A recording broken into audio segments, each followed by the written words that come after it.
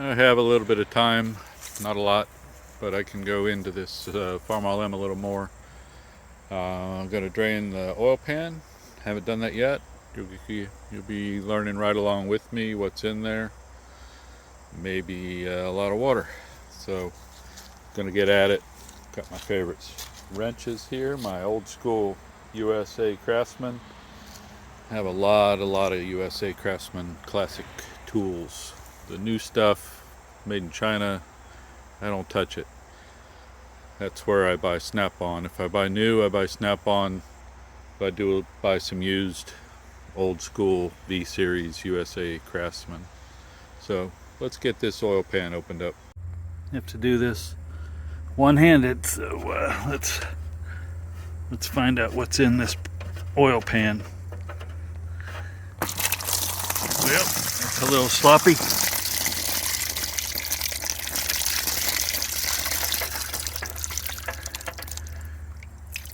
It's black, but it is oil. I didn't see any clear water running out of it at first, so as black as that is, that's a pretty good sign. Sometimes you just see clear water running out when you first pull it, but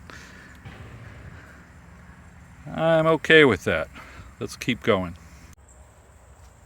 So all the oil is out. Besides being very black, it's very thin.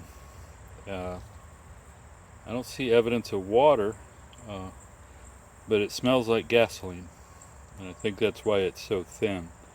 I think it has quite a bit of gasoline in the oil, which I remember years ago when this used to run and I would use it occasionally.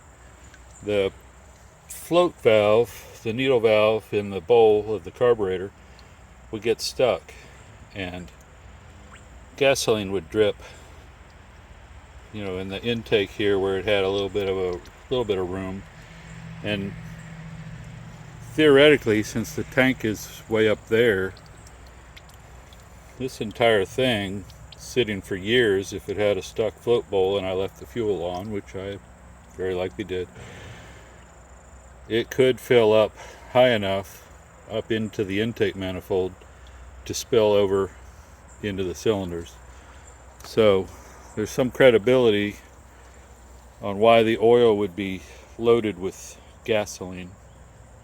Not a terrible amount, you know, a reasonable amount of oil came out. It's just very thin and it smells of gasoline. So I thought I would mention that. I didn't see any evidence of water in the oil, so that's a good thing. I'm gonna have a look here, see if I can get the liquid out of those last two cylinders, start making a decision here about if I'm gonna knock the pistons out or just have a go at cleaning up the cylinder walls. Would be a little bit of a kludge, but this tractor has no real purpose in life, and if I can get them free, even if I had low compression, it would be reasonable. As long as it doesn't smoke. I wouldn't want the rings to be damaged to the point where it smoked a lot, but power's not an issue, compression's not an issue, so I'm at a decision point.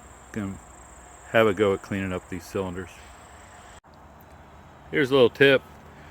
If you want to work just on the engine and try to free it up, you want the clutch to be depressed so that you're not trying to turn gears, PTO shaft, transmission stuff.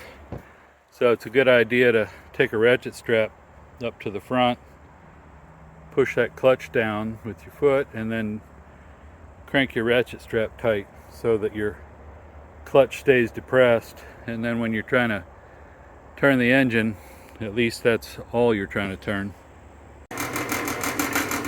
Now for a bit of custom tool making. Pilot hole and then full-size hole.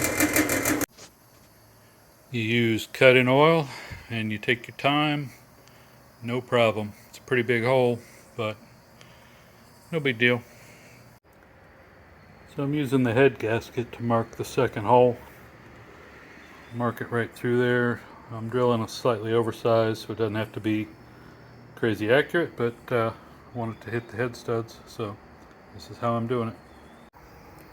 Alright, there's not a lot of light out here, but hopefully enough to be able to see this. This is the tool, the patented support piece that I just made.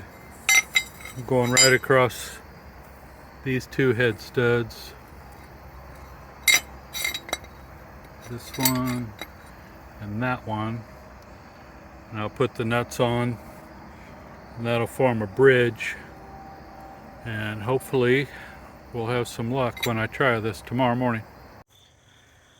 Fundamental to the plan is this hydraulic porta-power type tool from Harbor Freight.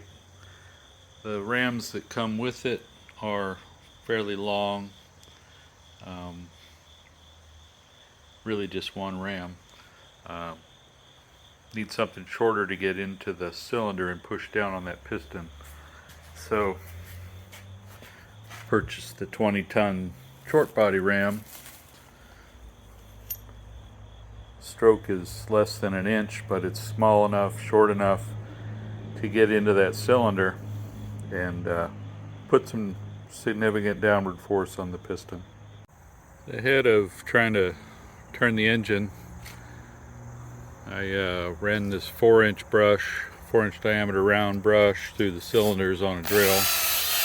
So quite a bit to clean up the cylinder walls of surface rust, and then sprayed them with some lube and ready to start pushing.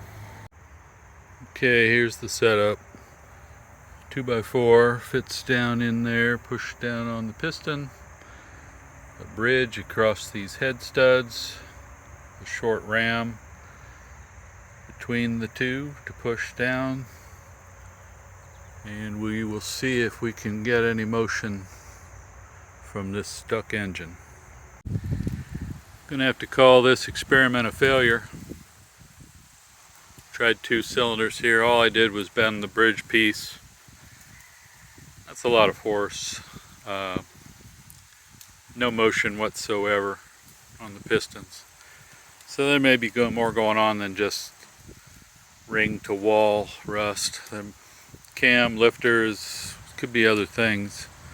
So I'm gonna have to decide, pull the pan, knock the pistons out from bottom to top, or pull the whole engine so I can work it on a stand in the garage. So, to be continued.